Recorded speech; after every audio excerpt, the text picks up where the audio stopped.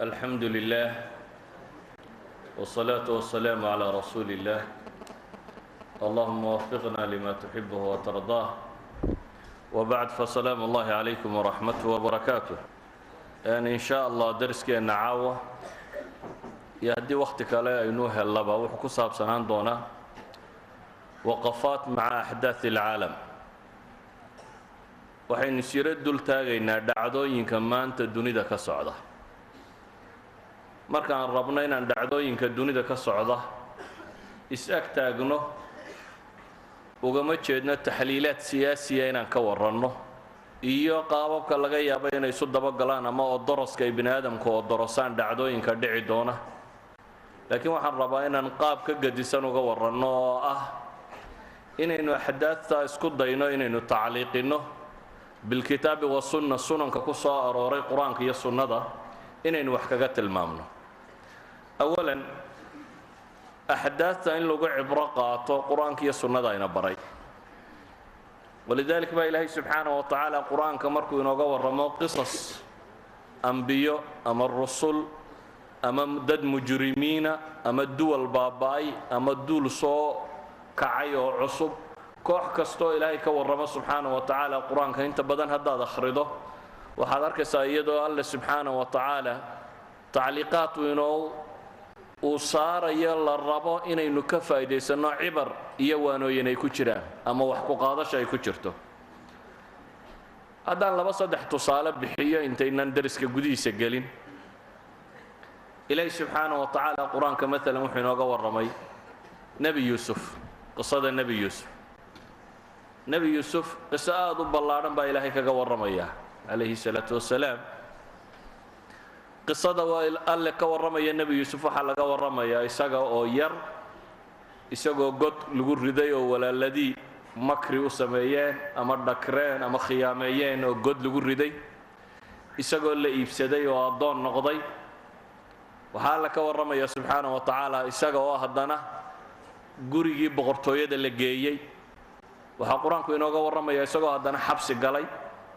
waxaa qur-aanku ka warramaya haddana isagoo madax noqday oo dowladdii maamulkeedii ka qayb galay waxaa qur-aanku ka warramaya isagoo soo ururiyay haddana waalidkii iyo walaaladii iyo wixii oo dhan reerkii dib isugu keenay oo ah qisadu halkay ka bilaabmato alcasri adahabi libani israa'iil suuradda qisada markay dhammaato ilaahay subxaanahu wa tacaala wuxuu leeyahay marka afalam yasiiruu fi lard فينظروا كيف كان عاقبة الذين من قبلهم ولدار الآخرة خير للذين اتقوا أفلا تعقلون حتى إذا استيأس الرسل وظنوا أنهم قد كذبوا جاءهم نصرنا فنجي من نشاء ولا يرد بأسنا عن القوم المجرمين لقد كان في قصصهم عبرة لأولي الألباب ما كان حديثا يفترى ولكن تصديق الذي بين يديه وتفصيل كل شيء وهدى ورحمة لقوم يؤمنون إلهي سبحانه وتعالى وحين ليه مركو قصة دير كورمي ميدان دول كمرين oo eegin kuwii hore ee dhaalimiinta ciribtoodii waxay ku dambeysay kayfa kana aaqibatu alladina min qablihim kuwan iyaga ka horeeyay ciribtoodii waxay ku dambeysay waxay ilaahay tilmaamaya daarta aakhira inay khayr badantay kuwa alla ka cabsada dabeetana ilaahay subxaanahu wa tacaala wuxuu inoo tilmaamayaa in dadka la itixaamo oo rusushu ay marxalaad gaadhaan ay dadka iimaankoodaba ka quustaan ama mujtamacii rususha la socda ay u maleeyaanba in loo been sheegay ama in rusushaba la beeniyey kudibuu aw kudibuu xaaladaas marka la gaadho baa ilaahay leeyahay subxaanahu wa tacaala ayaa waxaa yimaadaba alla leeyahay nasriga iyaga guushayada wakhti bini aadamku dhacdooyinku intay isku dul fuuleen xaddul ya'si uu ku dhadhowaaday ayaa ilaahay subxaanahu wa tacaala isbeddel ridaa dabeetana waxaa yimaadaba ilaahay leeyahay jaa'ahum nasrunaa fanujiya man nashaa walaa yuraddu ba'suna cani alqowmi almujrimiin waxaa la badbaadiyaabaa ilaahay leeyahay ciddii alla doono kuwa mujrimiinta ana ilaahay subxaanahu wa tacaala ciqaabtiisa ayaa ku dhacda markii ilaahay xaaladdaa inoo sawiray xaalad xataa alambiyaa ay gaadhayaan oo dhib badan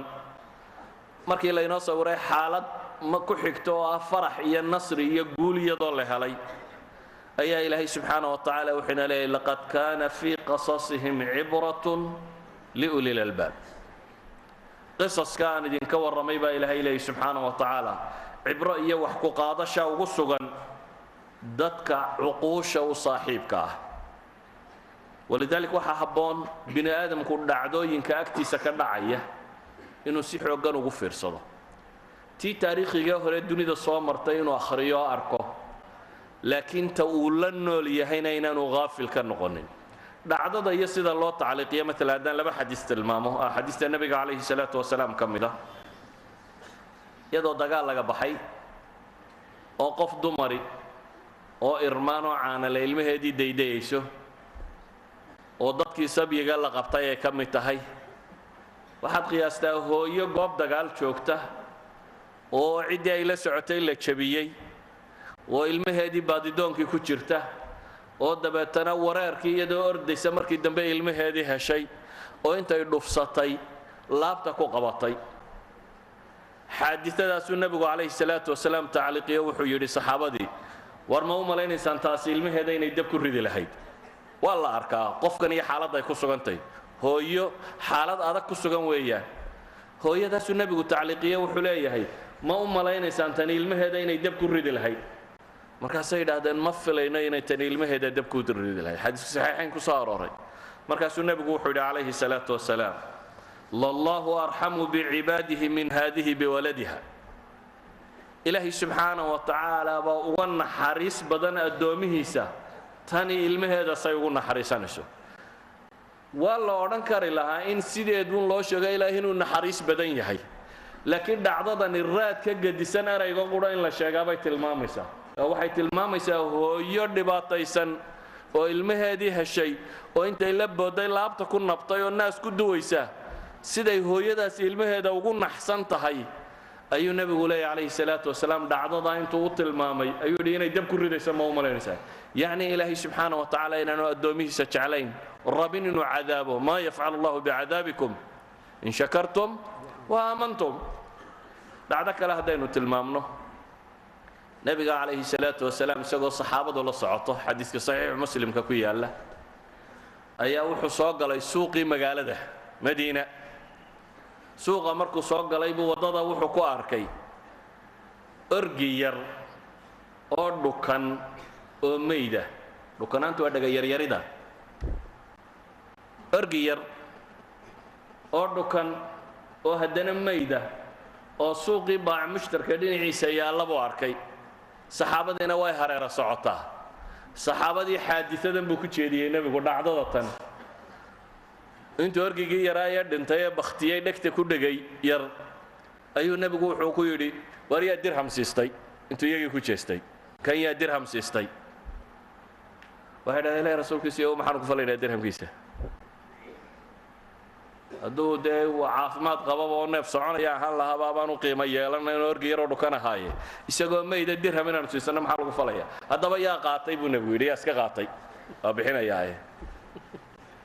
waxaa la tilmaamay inaan loo baahnayna qaadashadiisa markaasuu nebigu calayhi salaatu wasalaam dhacdadaas dadku wada fahmi karo ayuu tacliiqiyey markaasuu wuxuu nebigu yidhi calayhi salaatu wasalaam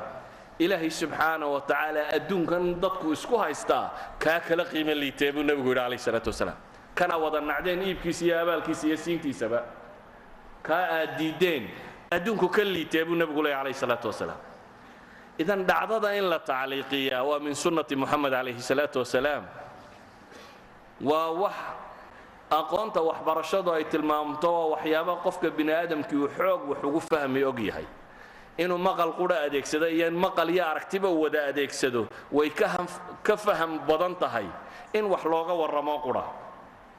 walidalik baa qur-aanku in badan wuxuu inoo tilmaamayaa inaynu wax u fiirsanno وكما هلكنا قبلهم من قرن هم أشد منهم بطشا فنقبوا في البلاد هل من محيص إن في ذلك لذكرى لمن كان له قلب أو ألقى السمع وهو شهيد إلهي وحلي سبحانه وتعالى بدنا إنت أنه هلقني كون هرتود دول كحوق بدنا وكقبشات كايو كديكتاتر سنا يو كطاغي سنا oo baadi doonay dhulka oo aan helin meel mafar iyo malja iyo meel loo baxsado toona ilaahay markaasuu wuxuu leeyahay inna fii dalika ladikra arrinka kan waxaa ugu sugan baa ilaahay leeyahay waano liman kaana lahu qalbi xayi iyo nool qof dareen caqli iyo qalbi soo jeeda loo nool amase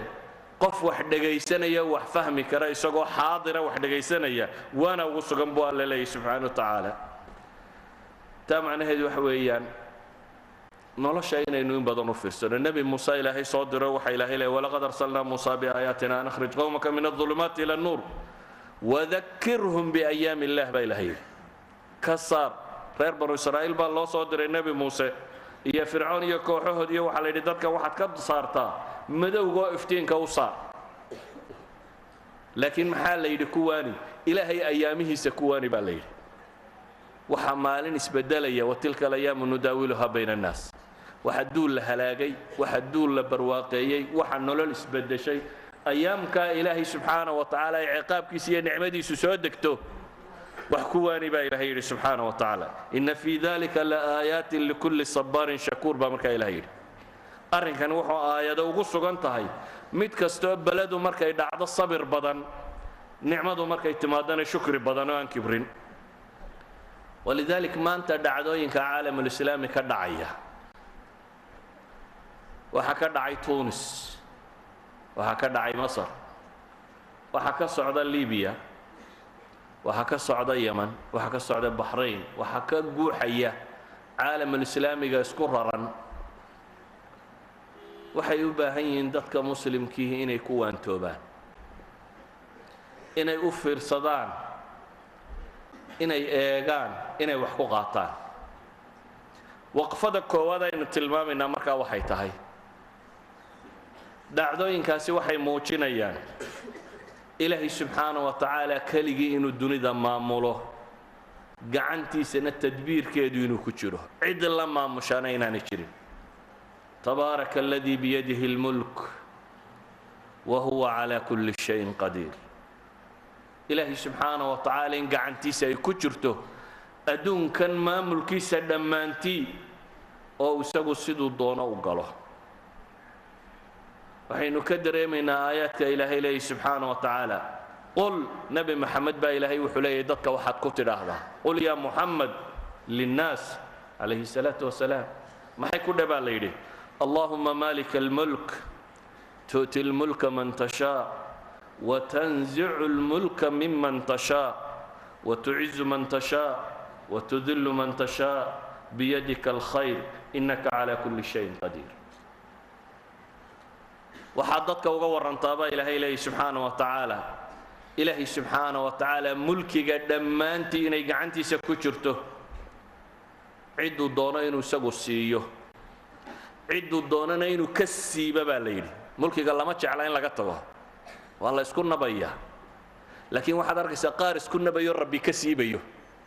oo iyagoo keligooda la tuuray caalamkaynu maanta joogno xoog bay u muuqdaan shaashaadka telefishinka markaad aragto ayaad ka arkaysaa iyagoo le fahamtukum aci ma tatlabuun warratumuuni iyagoo dhawaaqaya ilaahayna nasci buu ku tilmaamay inuu siibayo laga siibayo mulkiga ciddii la doono waxaa rabbi ina leeyahay cidduu doono isagaa dulleeya cidduu doonana ciseeya waxay dhacdooyinkan arkaynaa qaar shalayto farta markay taagaan waddan dhani uu gariiri jiray ummad dhan god madow ku guri jiray wuxuu yidhaha gowraca la gowrici jiray maantana caalamka kala sariiruu seexday iyo meeluu istaago dunida kala shalayna caynkaa ahaa ilaahay wuxuu ina leeyahay tuciz waxaad dadka u sheegtaa inuu alle subxaana wa tacaala mulkiga ka siiba cidduu doono oo cidduu doono uu kor yeelo cidduu doonana uu hoos dhigo arrinku inuu gacantiisa ku jiro idan mulkigu waa lilikhtibaari waalimtixaan madaxnimadu waa meel laysku itixaamo oo laysku eego waa mas-uuliya waa mas-uuliyaddii nabi muuse uu lahaa عسى ربكم أن يهلك عدوكم ويستخلفكم في الأرض فينظر كيف تعملون iyadoo la tumayo ay leeyihiin uudina min qabli an ta'tiyana wa min ba'di ma ji'tana iyagoo leh intaana dhiman iyo intaad joogtay labadaba sidii baa naloo gumaystaana loo leynayay ayuu nabi muuse wuxuu lahaa casaa rabbukum an yuhlika caduwakum wayastakhlifakum fi lardi fayandura kayfa tacmaluun waxaa la arkaa in rabbigiin subxaana wa tacaala cadowgiinna uu halaago oo idinka dhulka laydin makansiiyo oo la eega dabeetana kayfa tacmaluun idan mulkigu waa imtixaan ilaahay subxaana wa tacaala qaar uu imtixaamayo uu ku raro oo lagu eego halkay kala baxaan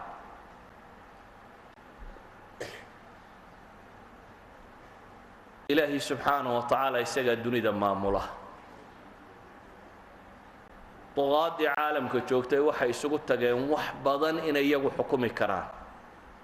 oo mukhaabaraad dirsadaan oo amni dirsadaan oo kan dirsadaan laakiin ilaahay subxaana wa tacaala meelaan iyagu maamulin buu maamulaa quluub albashar ayaa rabbi maamulaa yuqallibuha kayfa yashaa walidalik baa caalamka wixii mukhaabaraad joogay ay fashileen kongreska maraykanku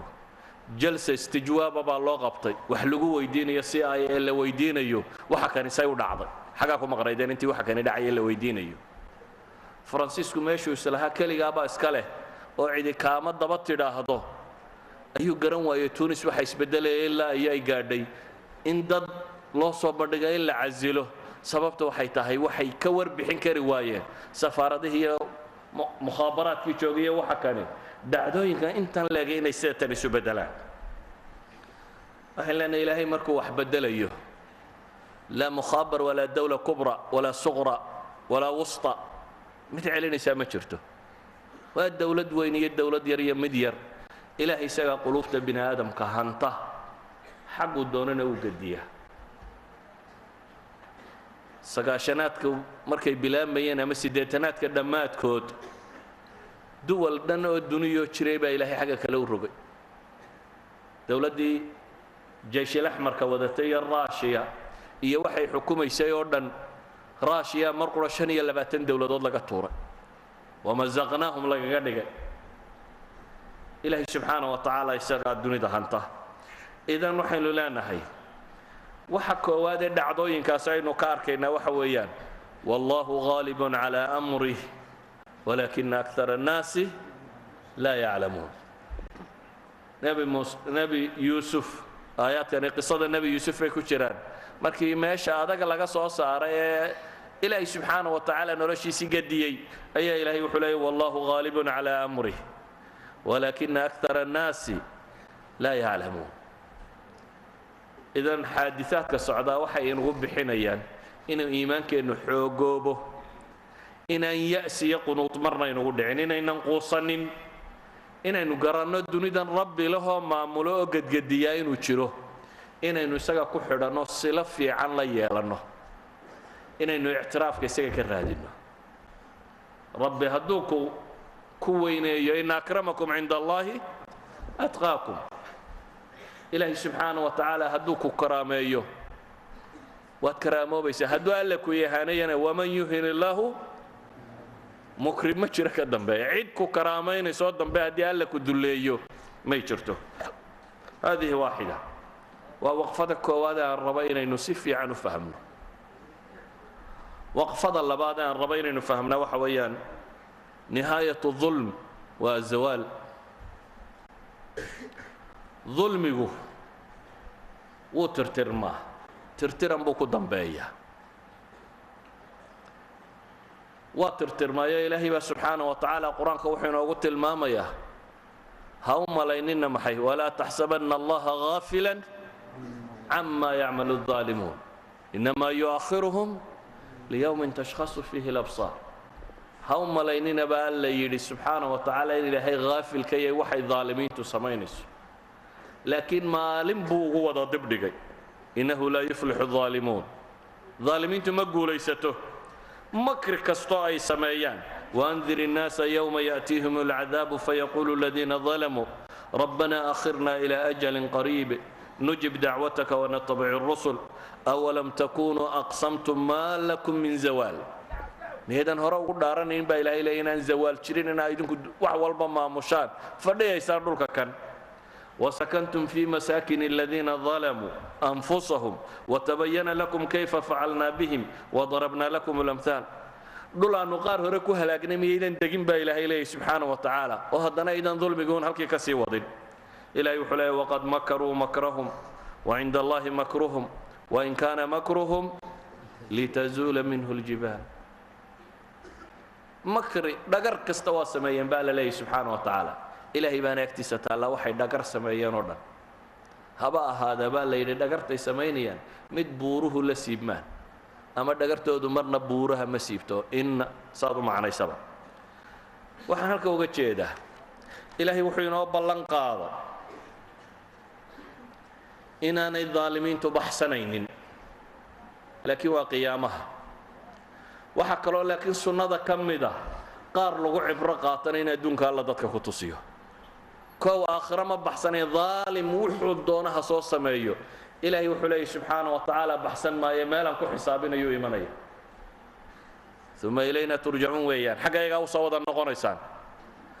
هدنا وحى إلهي سبحانه وتعالى سنة دي سكمل دو قرآن كي نقول بريا قار لقو عبرقاتين جيران ظالمين دوني دا قوضيو كبرتي وإلهي سبحانه وتعالى إهانة دو دي يدل لنمدو دا ضدك تصيو سي يقو عبرقاتان أنا يا آخر بوسوين كوا وحى كمدها هو قرآن كي نقول رمي فرعون حتى إذا أدركه الغرق قال آمنت أنه لا إله إلا الذي آمنت به بنو إسرائيل وأنا من المسلمين الآن وقد عصيت قبل وكنت من المفسدين فاليوم ننجيك ببدنك لتكون لمن خلفك آية وإن كثيرا من الناس عن آياتنا لغافلون إلهي وحليه سبحانه وتعالى مركي وسوق علي وحقوق أو كبرو إسوينية مركي دادكو هلالي بيوه قادين ظالمينtu waxay wada yaqaaneen laxdada ay qiiraha ku jiraan ayay yiraahdaan haddaanu wax fahamnay haddaanu idin garanay haddaanu mataalibtiina fahamnay haddaanu waxa rabtaan garanay haddaanu bulshada garanay ilaahay wuxuu ku yiri subhanahu wa ta'ala markuu yiri آمنت أنه لا إله إلا الذي آمنت به بنو إسرائيل وأنا من المسلمين بكو دواق وحن رمي غير بنو إسرائيل كي رميين waxaanan ka mid noqonayaa kuwa muslimiinta ah waxa lagu yiri ma haddaad hoy keenta ma haddaad timi waqad asayta qabla wa kunta min almufsidiin kadib baa ilaahay wuxuu leeyahay falyawma nunajjiika bibadanik qoomam hore dhulka lala gooyay ama la halaagay ama badda lagu daray ama caynka laakiin fircoon ilaahay wuxuu yiri falyawma nunajjiika bibadanik maanta jidhkaagaan reebayaa baa ilaahay yidhi fircoon badda lagu raacin maayo adoo maydaa lagaa soo saaraya oo waad joogaysaa waayo litakuuna liman khalfaka aaya baa ilaahay yidhi kuwa kaa dambeeya inaad aayad u noqoto waxay ku cibro qaataan qaar qooqay oo kibray oo basharku ka hadhsan waayey ayaa ilaahay subxaana wa tacaala sultadiya waxay hayeen maanta ka siibeen oo aynu arkaynaa binu cali oo ka talin jiray Tunis shalay ahayd markuu xijaab diiday shalay ahayd markuu salaad diiday shalay ahayd markuu ay yiraahdeen masaajidka marka la galayo waxay keeneen fikrada masaajidda in kaadhkan furo lagu galo qof kasta tukanaya kaadh baa lagu siinaya si kaadhka aad u mariso loo ogaado inta salaadood ay tukatay dadku ay masaajidda ka baqaan oo galo masaajidda shan goor gashay dambiilaad shalay ahayd markuu binu cali wuxuu soo rogay hablaha dhigta كلية الشريعة إني باسكت بولك عياران يجوا قاقاون عورضوا ضاي موقته كلية الشريعة هذا ما هكوي ملاها كرقا ونما وكليات الشريعة دمر كدكتا أيال لا مكشوفات العورات يجوا ها عياران باسكت بولك كيس يجوا الريب برقيباها أكيد رمضان توا إنتاج كايران يودن كان رمضان تلبس سومي كرو وحصاصار كودن كايران يا مكان رمضان تو ما ودن كلجس سومي ما يبير دبتنا أنتو كلية دا أي كبحان عسكرت كلية ميليتريكا كلية الحرب أنتو صاقلوا أو سراكيشو فرددو أيها وحلا الله دبص على كل الشاه هو تشاينيسا دبتنا ورمضان أنتو وقول شباب دا عب وفك عب ويا ولا دليا ما ولا حدايا ورمضان wuxuu leeyahay intaajka waddanka yaraanaya waa idinkaa saraakiishii waddanka waa in idinka laydinka bilaabaa cabtaan banu calayhi intaan beledu ku kicin dooda miiska saarayd waxaa ka mid ah aadaanku inuu muscij yahay oo dadka laga joojiyo aadaankan tirada badan leh in la kala joojiyo kii caynkaa lahaa ayaa ilaahay ku soo kojiyey markaasuu isa soo taagay isagoo leh fahamtukum isagoo leh waan idin gartay waxa aad doonaysaan hana garane tag baa lagu yidhi markaasuu duulay dunida ilaahay ballaadhan baa meel qaadata la waayey kuwii ugu dhadhowaa markuu cirka maraya yidhaah hanoo soo gelin yurub oo dhan baa soo eriday shidaalkii intuu ka dhammaan gaadhay buu maalda fadhiistay maaldaa tidhi shidaal baan kuugu shubaynaa na dhaafoon dayaaraddaa mar kale loo shidaaliyey waa duulay haddana mooyi sacuudiga cimro iyo dee wuxuu sheegtay ee sacuudiguunbaa la keenay markii dambe addunya kullaha ninkii shalayto dadka diidanaa in xataa salaad la tukado ayaa meeluu cagadhiga adduunka ka waayey waxaan leenahay haddii fircoon ilaahay leeya falyawma nunajiik bibadanik litakuuna liman khalfaka aaya aayaddu maxay ku gabagaboobaysaa waina kaiira min annaasi can aayaatina lagaafiluun baa ilaahay yidhi markii fircoon badankiisa laynoo reebay si ay dadku uga cibro qaataan ayaa haddana rabbi wuxuu leeyahay dadka in badan baan ilaahay aayaadkiisa aragbo ka dhegala haafila kuwii shalay caynkaasiyo maanta ooyaya ama baryootamaya markaad aragto inaad haafil noqoto maaha waa inaad ilaahay aayaadkiisa fahamtaa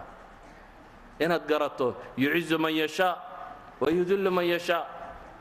inay isaga gacantiisa wax waliba ku jiraan oo ilaahay cidduu doono u karaameeyo uu sharfo cidduu doonana inuu duleeyo aalimiinta ilaahay wuxuu ballan qaaday inuu aakhiro xukumayo dhammaantood laakiin waxaan leenahay dunida waxaa layna yidhi inay aayaadka si ay u fahamtaan qaar baa tusaale laydinka dhigayaa baa la yidhi subxaana wa tacaala qofka marka la naco nabigu calayhi salaatu wasalaam xadiidka saxiixa wuxuu leeyahay وإذا أبغض عبدا دعا جبريل فيقول ربي مركو قف نعه جبريل قال رب الله الله أو وحيد هذا جبريل إني أبغض فلانا فأبغضه جبريل وهبل وان نعبار ربي هذا أدقون النع فيبغضه جبريل بنبي عليه الصلاة والسلام ترى جبريل وان نعه الله مركو نعي إيه جبريل نعي أي ثم ينادى في أهل السماء أهل السماء الله دواقاه dabeetana waxaa la idhaha in allaha yubqidu filaanan faabqiduuh ilaahay hebel waa nacay idinku naca fayubqiduuna iyana waa nacan samada waxa joogoo dhammee malaa'igina waa nacdaa uma tuudac lahu lbaqdaa'u fi lardi buu nebigu yidhi calayhi salaatu wasalaam dabeetana nacaybkaasaa dhulka loo dhigaa oo dunidoo dhan baa nacda degti niman طغاة هايو شلي كبريو قوقيو إلهي مخلوقات كيسا كو كبريي oo dunidoo dhamin nacdaynu tviyada ka arag gaal iyo muslim cid tiraahdo war meel baan ku seexinaynaa laga waayey miyaan ahayn kuwii ilaahay nacay gaal iyo muslim la waayo qof meel seexiya la malja ilaahay quraanka wuxuu ku leeyahay waatba'nahum fi hadhihi dunya la'na wa yawm alqiyamati hum min almaqbuhin ba ilaahay yidhi qaar buu alla ka warrama markaas rabbi wuxuu leeyahay dunida cadha ilaahay baa ku dhacday aakhirana kuwa maqbuuxiinta ah ayuu ka mid ahaanaya kuwa la fogeeyay aakhirana ka mid ahaanaya rabbi subxaanahu wa tacaala isagoo raba inaynu waana qaadano markaynu aragno dad duqaad ahaayoo qooqayoo shalayto kibray oo ilaahay khalqigiisu uu ka fadhii waayey ayaa rabbi wuxuu ina leeyahay kam tarakuu min jannaatin wacuyuun وزروع ومقام كريم ونعمة كانوا فيها فاكهين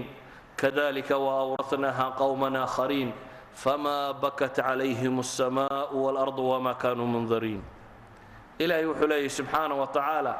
بدنا وحي كتغين بيره إيا بساتين إيا زروع إيا مقام كريم ولغرى حيسته إيا النمعاء كبر عليستين وحي هيستين تربضنا ينبا إلهي سبحانه وتعالى nimanka dunida meel ay ka seexdaan lahaa binu cali gurigiisii markii dib loo jabiyey derbigu lacag buu ka samaysnaa derbiga gurigiisa markii la soo jafo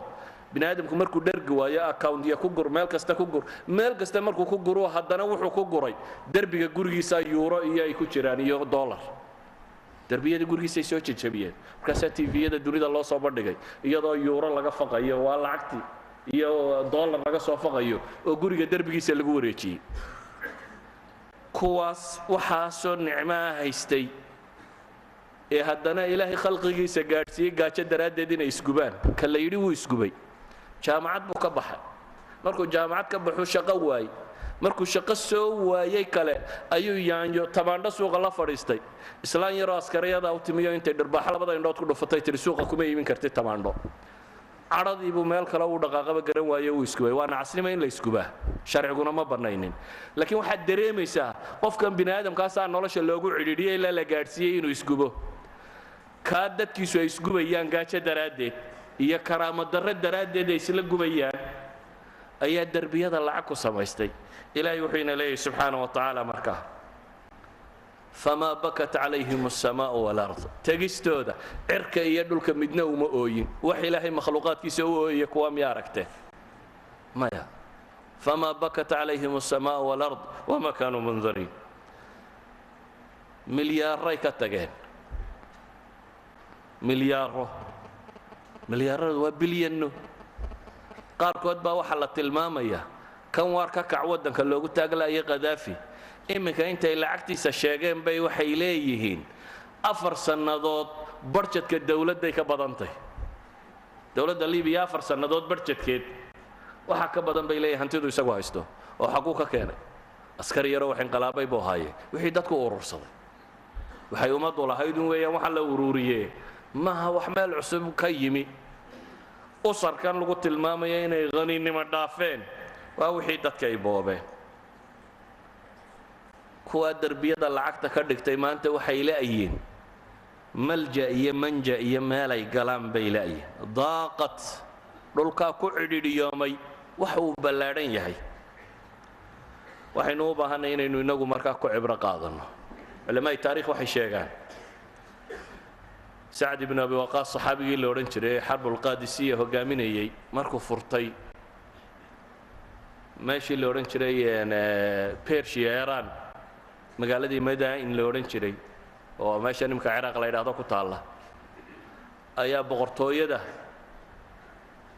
dahabkeedii iyo taajajkeedii iyo wixii ay wadatay buu arkay dabeetana intuu sujuuday ayuu ooyey sacd ibn abi waqaas isagoo akhrinaya aayaddan qur'aana kam tarakuu min jannaatin wacuyuun wazuruucin wamaqaamin kariim wanacmatin kaanuu fiiha faakihiin nin qoladii la socotay abaa wuxuu yidhi oo maxaad u ooyeysaa ma maantaa maalin la ooyaa yacnii ilaahay baaba inoo guuleeyo waa guulaysanayoo waxaad aragtaa beershaynu maanta ku kala tagnaye maxaad la ooyeysaa sacad baa wuxuu yidhi qaatalaka allah amaa taraa mulkan yataxawal wa ummatan tazuul waa aaya buu leeyay min aayaati illaahi in lagu cibro qaato weeyaan miyaanad arkayn buu yidhi boqortooyadan dhana ilaahay tirtiray iyo ummaddan waxay magac iyo maamuus lahayd uu suubmay inkastoo ay gaalo ahaayeenoo muslimu ka xoog batay haddana waa wax u baahan in lagu cibro qaato uu tilmaamaya sacd ibn abi waqaas idan waxaynu leenahay cibar baa ku sugan waxa meesha yaalla cibarku wuxuu kaloo ku sugan yahay baynu leenahay ilaahay subxaana wa tacaala qur-aanka wuxuu ku tilmaamaya duul baa alla ka warramay dabeetana waxa lagu sifeeynayiin kamahali shayطaan id qaala lilinsaani kfur falama kafara qaala inii barii'un minka inii akhaafu allaha raba alcaalamiin waxyaabaha u baahan in lagu cibro qaato waxaa ka mid ah caalamkaynu maanta joogna waxaad maqlaysaa switzerland bangiyadeedii baa waxay joojiyeen xoolihii qadaafi bangi hebel ingiriiska wuxuu joojiyey xoolihii kan dacwaad baa la wada furto waxaa la joojinayaa maxay 103 qof oo bina cali dadkii ku xidhnaa iyo xoolahoodii waxaa la joojinayaa baa la leeyahay qoyskii ka tegey masar xusni mubaarak iyo intuu xukumayey waxaa la joojinayaa baa la yidhi qadaafi qoyskiisa iyo waxay haysteen lacagayowgaa markay isku dardaraan mid waliba wuxuu ka badan yahay wax ku dhadhow 100 bilyan oo dollar oo boqolaalkan bilyan markii hore la xadayba waa la arkayay maxaa loo odhan waayo war dad kale ha ka soo qaadanina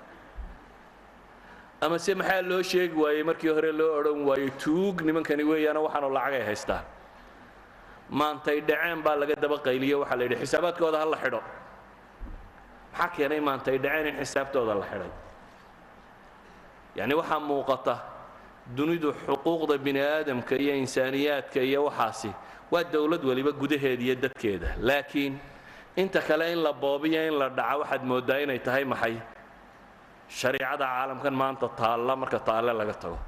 shariicat ilqaab inay tahay in wax la boobo waayo waxaa maanta la leeyahay accountyo sirriya iyo kuwa calanaba la sheegaya tirada badan leh waxa lacag ku jirta ee la tilmaamayo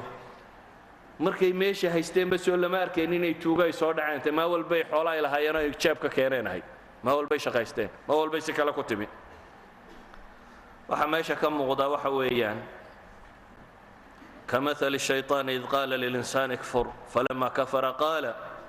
إني بريء منك إني أخاف الله رب العالمين وإن لنا عموما وحا موقطون ربي سبحانه وتعالى إنه ينوت المامي إنه لا يفلح الظالمون وكما أهلكنا قبلهم من قرن هم أشد منهم بطشا فنقبوا في البلاد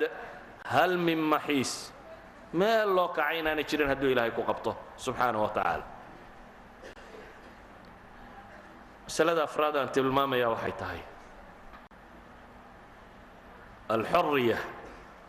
بني آدم كونه حر نقضه إنه حر نقضه عقيدة ديسة يهو حر ما يسنيه إنه إنسان كرامة له حر نقضه رأي سيارة كتديسة إنه شيئا كره إنه حر نقضه مطالب تيسة شرعية ابن آدم نمي الدين باي وقال إنه طلبان كره inuu xor noqdo uu karaamo yeeshaa waa waxa insaanka ku yihi walaqad karamnaa bani aadam karaamada waa wuxuu insaanku ku leeyahy hadduu bini aadamku xorriyadda waayo laa ibdaaca walaa ra'ya walaa mashhuurata walaa insaaniya biduuni xorriya waxba ma jiraan walidalik baa ambiyadu ilaahay subxaana wa tacaala wuxuu ku soo diraa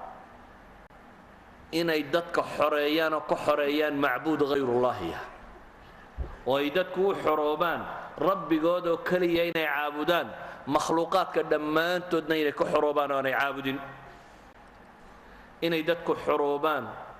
oo ka xoroobaan cid aan ilaahay ahayn inay ka cabsadaan rabbi keligii inay ka baqaan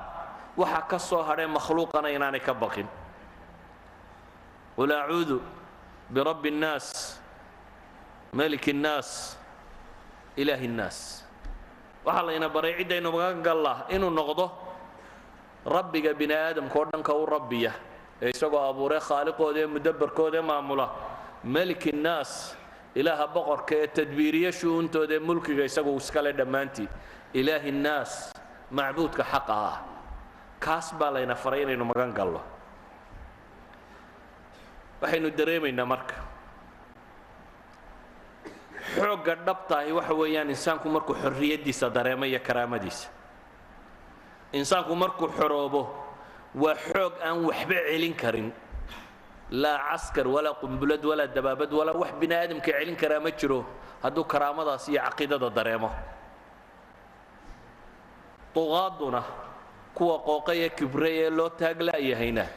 siyaaj taar bay isku wareejiyaan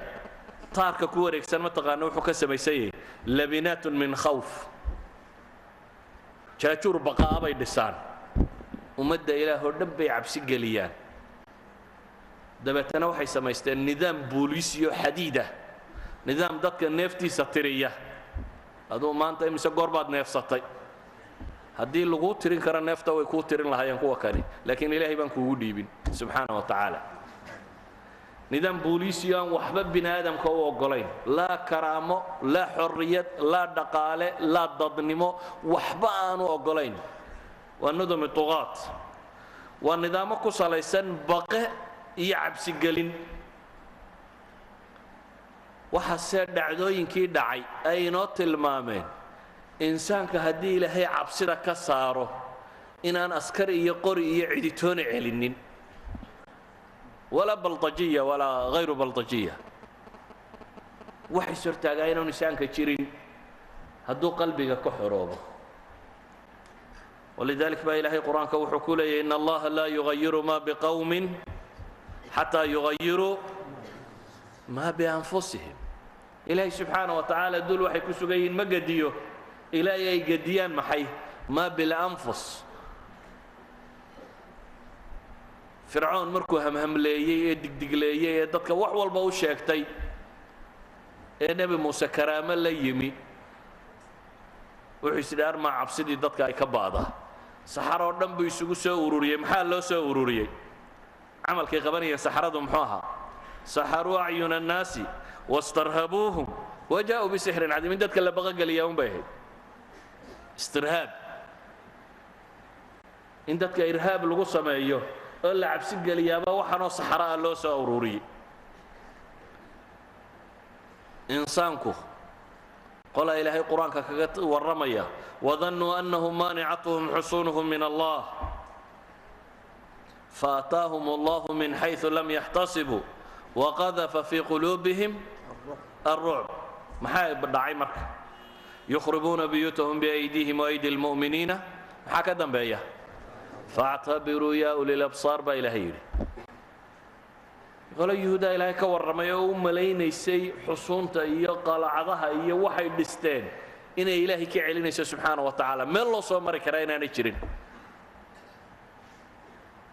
jumcatulqadabka ay sheegayeen masar ee la ballamay dadna waxay ku ballameen inay bannaan isugu yimaadaan dowladduna waxay ku ballantay baa la yidhaha 1 milyan wax ka badan oo ciidamada sirdoonka iyo dabibaadhka iyo mabaaxidta iyo balyabaaska ay la geliyo laakiin dadku unbaa quluubtoodii ilaahay ka saaray inay cabsadaan ilaahay subxaana wa tacaala dabeetana wuxuu ina leeyahay kuwa kan ilaahay baa wuxuu kaga yimi meelaanay filaynin qalbigoodunbaa baqa lagu riday dabeetana iyagunbaaba burburiyey waxoodii baa ilaahay yidhi ee faactabiruu yaa uli labsaar baa ilaahay yidhi ku cibro qaata dadka caqliga iyo garaadka iyo garashada u saaxiibka ubaa ilaahay leeyahy subxaana wa tacaala duqaaddu waxay dadka ku haystaan waa cabsi madfac iyo qalabtoona haddaanad haysanin waxaad u baahan tahay dadka inaad cabsida ka saarto hadday dadku rabbigood ku xidhmaanoo cabsidu ka baxdo hadday dadku cabsidu ka baxdo daaqi xukumi karaaba ma jiro basharku hadduu cabsidu ka baxdo daaqi xukumi karaa ma jiro ilaahay baa qur-aanka wuxuu inoogu tilmaamaya nebiga calayhi salaatu wasalaam iyo saxaabadii yarayda la socotay oo quraysh ay rabto inay u digdiglayso la leeyahay ina annaasa qad jamacuu lakum fakhshawhum war waa la isu kii soo urursadaye baqa oo cabsada fazaadahum iimaana waqaaluu xasbuna allahu wanicma alwakiil in basharku uu ka xoroobo cabsidu waa meesha karaamada bini aadamku ay ka bilaabantaa baynu odhan karnaa tawxiidkuna wuxuu sameeyaa inuu dadka ilaahay ku xidho oo ay ilaahay waxaan ahayn ka xoroobaan walidalik buu nebigu calayhi salaatu wasalaam xadiidka sheekh alalbani xasan ku tilmaamaya wuxuu leeyahay sayidu shuhadaa'i xamza warajulun qaama ilaa imaamin jaa'ir faamarahu wanahaahu faqatalah shuhadada waxaa madax u ah baa la yidhi xamze ibnu cabdilmuطalib iyo nin buu nebigu yidhi calayhi salaatu wasalaam istaagay boqor jaa'iroo daalimo intuu ishortaagay waxna ka reebay waxna faray yacni si saraaxa ah wax ugu sheegay oo dabeete uu dilay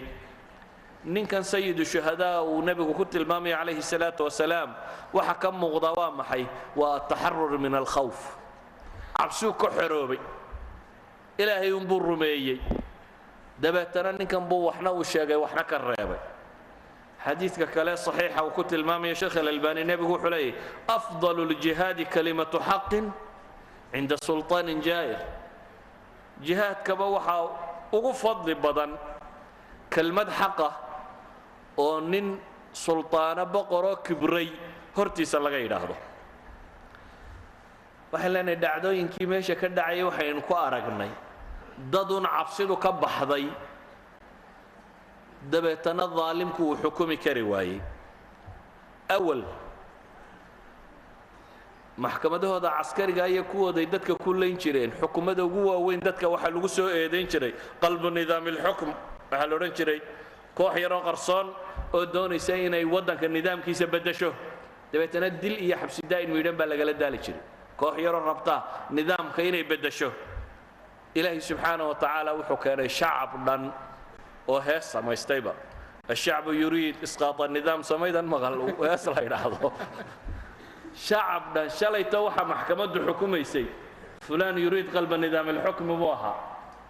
ilaahayna subxaana wa tacaala shacab dhan buu wuxuu ka yeedhsiiyey intaysa soo taagaan inay yidhaahdaan maxay ashacbu yuriid isqaata nidaam. shacabkuba wuxuu doonayaa nidaamkan inuu rido. haddii shalayto binu cali dadka uu ku xukumi jiray internetkuu galay iyo salaad jamaaca baa la tugtukaday iyo imse salaadood baad soo noqotay waxaa hadday ahayd.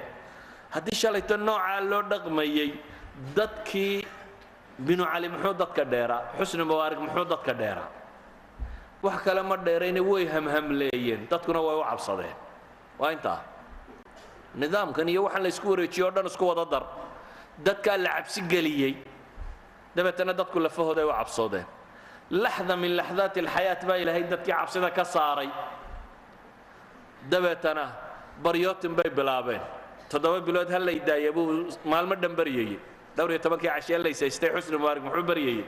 ilaa sebtembar ha laygu simo waa 7 bilood. 7 bilood ha lay daayo.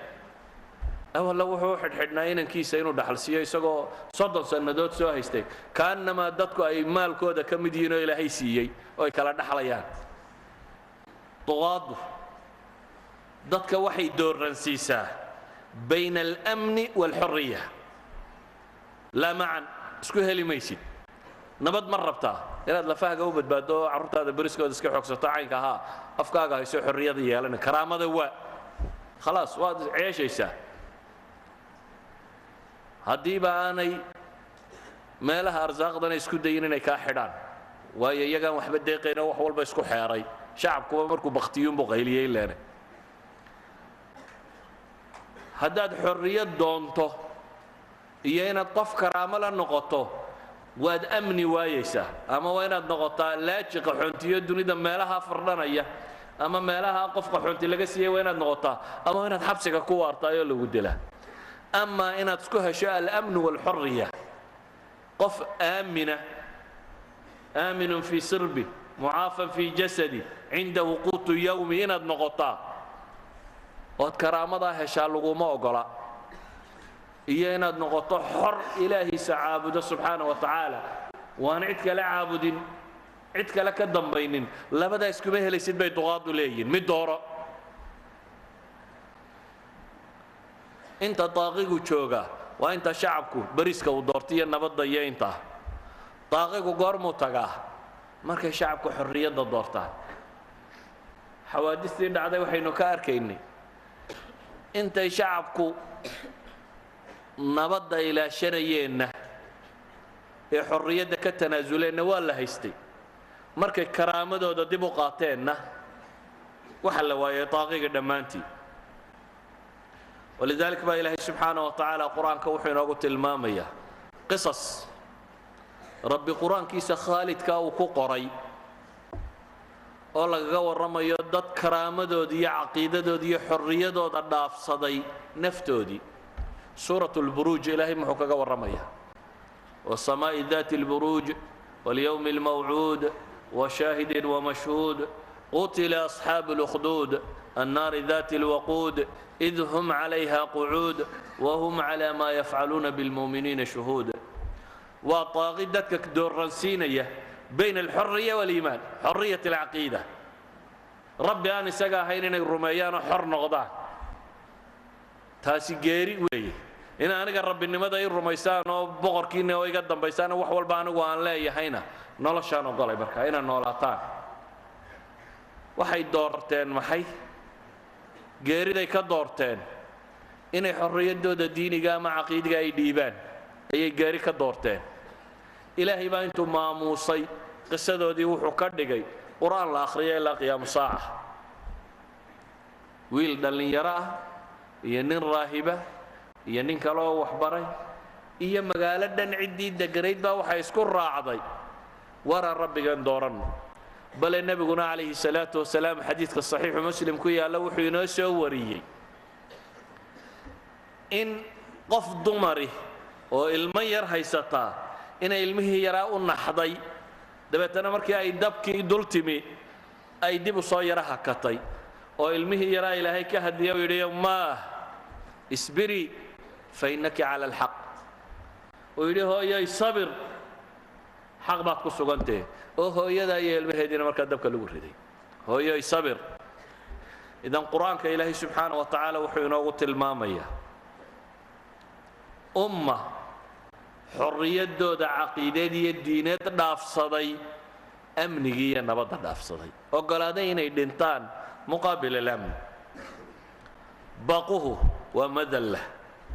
waa meesha dadku uu ku gumoobo. haddaad cabsato waxaan jirinoo humaagaad ka baqaysaa. nimanka ilaa hadda waxaa la soo qufayaa masar xabsiyo dhulka hoostiisa ah. dhulalka qaarkood lafa bini aadan baa laga qufayaa. waxaa la qufayaa wax aan laga warrami karin. nin masiixiyo xabsiyada masar mid ka mida ka soo baxaa la waraystay. waraysigii laga qaaday baa midi wuxuu ka qoray kitaab yaroo la ydhaha naafida cala aljaxiim. daaqadii jahannama, daaqadii jaxiimay u bixiyeen. ninka ka warramayaana waa wuxuu soo arkay oo masiixiyo kuwo kaloo la cadaabayo unbuu arkay. qaar muslimiin oo agtiisa joogoo la cadaabi jiruu ka warramaya. warka siduu wadana wuxuu odhanaya waxaan idinka codsanayaa wax dambe inaydin weydiin, halkaa ku joojiya uun. waa risaala kuwii kan ka horreeyey laga qoray. laakiin waxa ay tilmaamaysaa duqaadda caynka kani khalqigu markaa cabsidu gasho. qur-aanka ilaahay wuxuu inoogaga warramay maxay? qolo jina oo nebi sulaymaan ku shaqeeyey. iyagu dhaalimiin baa ahay, nebiguna cadaalad buu ku saaray. lakiin waxay ku tusaysaa baquhu siduu wax u galo. oo nebi sulaymaan oo dhintay, naftuba ka baxday, weli laga baqayo shaqadii la wado. oo ilaahay qur-aanka ku leeyay falamaa qadaynaa calayhi almowt ما دلهم على موته إلا دابة الأرض تأكل من ساءته فلما خر تبينت الجن أن لو كانوا يعلمون الغيب ما لبثوا في العذاب المهين. إلهي وحتى الماما يبعب سيدة يقبين دراد دي غيبك وحبك أوغين. نبي سليمان وميدة لكن أشي سكوتير سنين كعب سنين انت يورنا شقين ايين قريد النبي سليمان حتى اين انا يوغانين عب سيدة دراد دي الله يمحي أبا أرباعنا يوشي سيما كاسور دعي طغاد بدن با وشي سليمان ku tiirsan oo dhintay dadkuna ka cabsanaya. usha Sulaymaan qaar badan baa ku taagan laakiin aan dadku dareemaynin ilaa markuu abaarku cuna mooyaane. waayo kuwa laha fahamtukum ama a'ima talibukum ama waratumuni ka ku qaylinayay ciidana kama askariya ciidan badnayn. laakiin ummaddu hadday maya tiraahdo la asaakir wala ciidan wala cid marsiin kartaa ma jirto. dadku hadduu qalbiga ka xoroobo oo nooc ma xorriyad u dareemo haddii cabsida ilaahay in yar ka saaro wax kasta waad iska celin karaysaa. walidalik ayaa duwalkii cadaaladda ahaa waxay ku dadaalayeen dadkoodu inay xorriyadda dareemaan. cumar bin alkhataab taarikhyahanada dunidu muslimka qura maaha, taarikhyahanada dunida wax qoraa waxay ku tirinayaan inuu ka mid yahay 100 nin ee dunida ugu raadaynta badnaa ee taariikhda soo maray. bal ee 10ka ugu horeeyay ku dareen. inkii buuga 100 nin ee muslim influentialka qoray 10ka ugu horeeyay ku daray Umar bin al-Khattab inuu ka mid yahay. taariikhda Umar uu ku caan baxay cadaaladda iyadoo laga yaabo inaynu waqafaad kale kaga waranno. hal mas'ala inuu tilmaamina waxa weeye Umar wuxuu ku dadaalay in shacabkiisu xornimo uu dareemo waan madaxdu marnaba gumaysanin. markaasaa kuwa aan xataa muslimiinta ahayn qibtigii la dhirbaaxay muxuu lahaa mata stacbadtum الnaasa waqad waladatum ummahatuhum axraaran. iyadoo amiirkii muslimiinta inanku dhalay uu yahay camar bin alcaas inanku dhalay uu yahay ayuu wuxuu leeyahay war goormaa dadka addoonsateen iyadoo hooyooyinkood dhaleen iyagoo xor ah kuwii caqiidada fahmay dadka waxay u ilaalinayeen karaamatu alxurriya inay xor ahaadaan inaan madaxdu dadka addoonsanin shacabkaagu markuu xorriyadda dareemaad adna insaan muxtarama tahay markaasuu cumarna qof muxtarama noqday oo masaajidda iska seexday iyo meelahaasi oo inta boqorra soo baadi doonaan la waayo guriga laga waayo oo loogu yimaado isagoo gurigiisa iska dhinac jiifa insaan xor ah buu isna noqday waayo dadkiisii buu xoreeyey ummaddu u talinayo cadaalad kula dhaqmay marka dadka hanti lagama simi karo si cadaalad baa laga simi karaa haddaad cadaaladda ka sinto oo ay ka mid tahay dadka inaad karaamadooda u ilaaliso inaad dulminin ee qofku xorriyaddiisa uu helo qof kariima markuu noqdo adna kariim baad noqonaysa haddaad dadka wada la'iim ka dhigtana adna lukaac ibnu lukac baad tahay markaa la'iimkii ugu weynaa baad markaa adna soo baxaysa walidalik baa cumar bin alkhataab wuxuu ku dadaalayay bayn leenahay inuu bulshada u ilaaliyo inay xorriyaddeeda haysato waxaan leenahay markaas dhacdooyinkaas markaynu eegno waxaynu ka dareemaynaa waxa wax beddelaa inuu yahay basharka qulubtooda ilaahay markuu gediyo caalamkao dham inuu si fudud isu beddelayo qalbigana ilaahay un baahanta qulubta haddii cabsida la geliyana baqahu hadduu galana inay dullowdo oo aanay ummad jirta iyo waxba toona aanay noqonin ummad kasta oo baquhu ka baxaana inay dad xorooba noqon karaan qolada duqaada ahina waxa ku wareegsanaya isku ilaaliyaan inuu yahay maxay labinaati alkhawfkaasi qadiyadda shanaad aan tilmaamayna waxa weeyaan alijtimaac latafaruq kulanka iyo midnimada shacabku isu yimaado inay tahay marbatu alfawzi waalghalaba inay tahay meesha ay ku xidhan tahay xoog badnidu bacd allahi subxaana wa tacaala ilaahay nasrigiisa marka laga yimaado midnimadu inay tahay waxa guusha keena ummaddu hadday axzaab iyo firaq iyo jamaacaad iyo kooxo yaryar iyo waxaa noqoto waxba ma dhasho waa madhalaysnimo ummad haddaad aragto kooxdeed iyo waxeedu sii tiro badanayaan waa ummad madhalaysnimo ku sii socota mar kastoo ummadda midnimadeeda iyo ishaysadkeeda iyo xaggan uu soo socdana waa mar kastoo ummadda xooggeedu uu jirayo iyo isbeddelkeeda iyo waxqabadkeedu midnimada aan ka warramaya ee koow ee muslimiintu ay yaqaaneen waxa weeyaan cala tawxiid in lagu midoobo laakiin waxaan leenahay ahdaaftu qaar baa marxaliya ahdaaf ka sokayso oo xataa lagu midoobi karaa jira oo waa maxay waxaan leenahay bacdi almabaadi waa lagu midoobi karaa walidalik baa nebigu calayhi salaatu wasalaam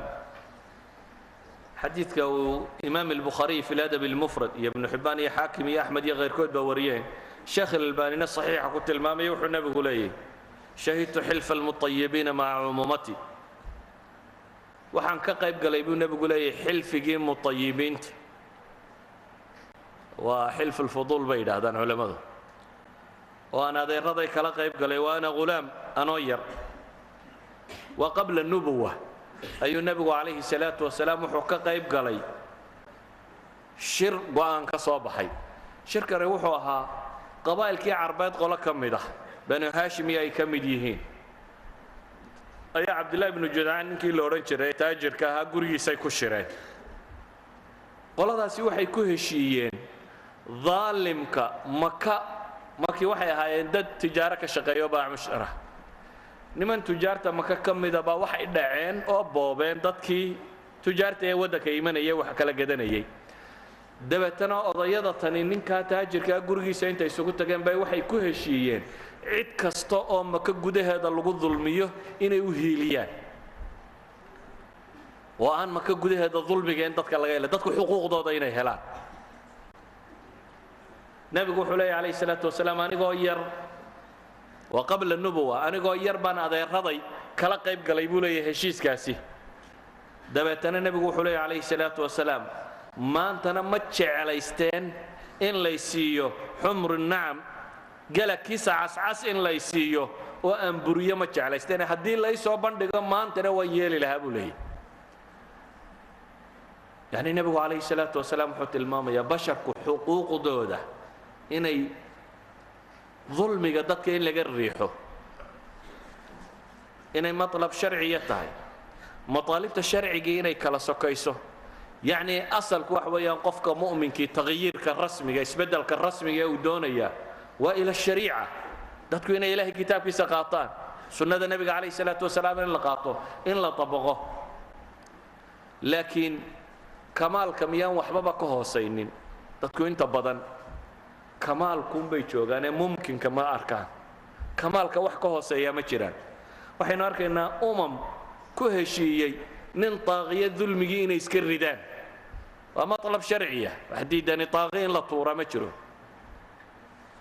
لكن واحد أركيسا أمضوا هداي هدف كهشيسا ولو قف ظالمين حقي صلوا دعيانا هالنقطة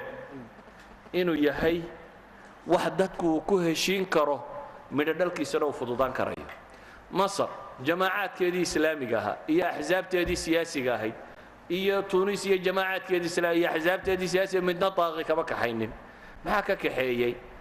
mar bay dadweynuhu waxay garteen inay xuquuqdooda doontaan maxay doonayeen xuquuqdoodii caadiga ahayd markii loo diiday bay yiraahdeen war naga taga wixii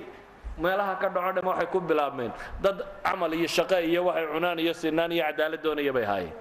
laakiin markay waayeen la garaacay la laayay ayay waxay isu bedeshay الشعب يريد اسقاط النظام باطل waxaynu leenahay ولو قضية واحدة هالنقطة هدي كمي دوبان حقه وحي مضنتهي إني دعي النقطة ولذلك القرآن كوحينات المامية غلبت الروم في أدنى الأرض وهم من بعد غلبهم سيغلبون في بضع سنين لله الأمر من قبل ومن بعد ويومئذ يفرح المؤمنون بإله سبحانه وتعالى ويومئذ يفرح المؤمنون بنصر الله ينصر من يشاء وحيابه كفر حين وحكم إذا أي علماء دوليين قصيد هذا النصر بدل يكون نواجرين لكن وحكم إذا ونين محي الله سبحانه وتعالى ولما كوحدي يجون مودين إن يودوا ده هي جوش اللسية بيرشيا الرومان اسكو أنت يستلين إن مجوز الله يا أهل كتاب كوحوج يستنوع ما أيام مسلمين تفرح جالسين سيدة دبنا واحد وقاته مطلب شرعي ذاتيا إنه يهي طاغي وإنه طاغه وحكذا بيا محن قنيا إلهي ما قرنيا هدان الله بين وحكا حمينا كإيمانيا هدان متيقن حين طاغي وإنه طاغه ولذلك بقى سلف الأمة ما ننتظر انتهي حجاج بن يوسف علماء التاريخ وحي شاء ريان قريدي حجاج بقى حصر البصري يرضو من يالله الشاقة دبتنا إلهي درتبه سجود علماء التاريخ وحي سوريان قريدي حجاج بن يوسف الثقفي أي عمر بن العبد العزيز الله الشاقة مركزه إلهي سجود شكرا لله إله طاقة دافية وضك إبراهيم النخعي تابعي اللي ورنتنا وحوي محمد بن أبي سليمان مركزه وحول إبراهيم حجاج بن يوسف باردنتي فرحة درادت بؤوي إمام النخعي markii la yidhi xajaaj ibnu yuusuf baa naftu ka baxday farxad daraaddeed buu imaam النخعي ooye waxaa la yidhahdaa imaamu طaawuus taabicigii la odhan jiray ayaa loo yimi markaasaa la yidhi dhimay ninkii kuma xajaaj ibnu yuusuf dhimay markaasuu is yidhi war hubi waa loo yimi haddana waxaa la yidhi dhimay waa loo yimi haddana waxaa la yidhi dhimay markaasuu wuxuu akhriyay faquطica daabiru الqowmi aladiina ظalamuu walxamdu lilaahi rabbi الcaalamiin إذا سلف الأمة طاغوا مركوا دنتوا كفر حيه دي إلى هيدد مسلمين طاغي كدو القاضو لنا الرجين يوح دامين يمادان وحلو فرحة حجاج كاسي سلف كوي فرحيين مركوا دنتي مليار دم كتجي يوم لا نسان حجاج بن يوسف صفاك بوها بين العلماء دي كان الدادية لكن واحد هذا وحو كتجي سدح بغلو الدرهم iyo kitaab quraan oo haysan jiray iyo seef iyo intii la saarayay faraska iyo 100 diric 100 qalabkan dagaalka loo xidho uu waqfiyay xajaajintaas uu ka tagay xajaajka lagu farxay inuu dhintaa bal kuwan waxay dadka ka xadeen la leeyahay afar goor bay wadan budgetkii noqon kartaa 4 goor waddan budgetkii ayaa nin quri wuxuu xadaya warkaasi markuu tago wax lagu farxa miyaanay ahayn